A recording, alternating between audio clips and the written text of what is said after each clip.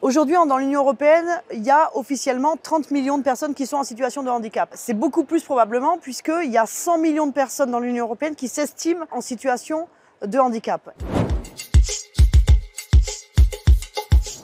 Quand on est en situation de handicap, on a des difficultés à utiliser les transports en commun, à prendre le train, à se déplacer. Et c'est pour ça que dans chaque État membre de l'Union européenne, il y a ce qu'on appelle des cartes à destination des personnes en situation de handicap qui vous donnent par exemple la possibilité d'avoir des facilités d'accès, de ne pas faire la file d'attente dans certains endroits, d'avoir des réductions tarifaires, de stationner à certains endroits pour faciliter votre mobilité.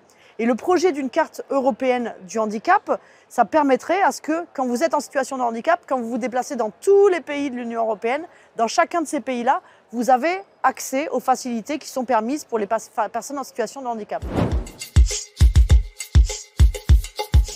Alors, il faut savoir que ce sera une carte qui se rajoute à la carte nationale. Vous allez visiter un musée, vous avez la possibilité, avec cette carte européenne du handicap, d'accéder à la file d'attente des personnes, pour les personnes en situation de handicap du pays. Le Parlement européen insiste dans son rapport sur le fait qu'il faille inclure les chiens guides pour les aveugles, qu'il faille permettre aux personnes qui sont aveugles de se déplacer où elles le souhaitent avec leur chien guide. La Commission européenne a fait une bonne proposition, mais du point de vue du Parlement, elle ne va pas assez loin. Le principal élément qui pose problème au Parlement, c'est quel type de mobilité sont concernés par cette carte du handicap. Et malheureusement, la Commission européenne, elle estime que ça concerne uniquement les séjours de moins de 3 mois.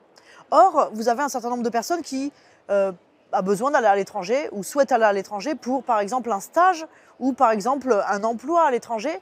Et le fait qu'elles soient en situation de handicap ne doit pas entraver leur possibilité de mobilité. Par ailleurs, ce que propose le Parlement également, c'est de donner l'accès aux résidents non européens et on propose que cette carte, ils puissent en bénéficier parce qu'il faut une inclusion qui s'adresse à tout le monde en Europe. 30 millions de personnes, c'est énorme et encore, c'est un palier. Les personnes en situation de handicap sont certainement plus nombreuses que celles qui se déclarent en situation de handicap. Donc c'est une bonne nouvelle et on espère que dans les discussions qu'il y aura entre le Conseil et le Parlement européen, on arrivera à améliorer la proposition de la Commission pour faire en sorte que cette carte européenne du handicap elle soit le plus utile possible.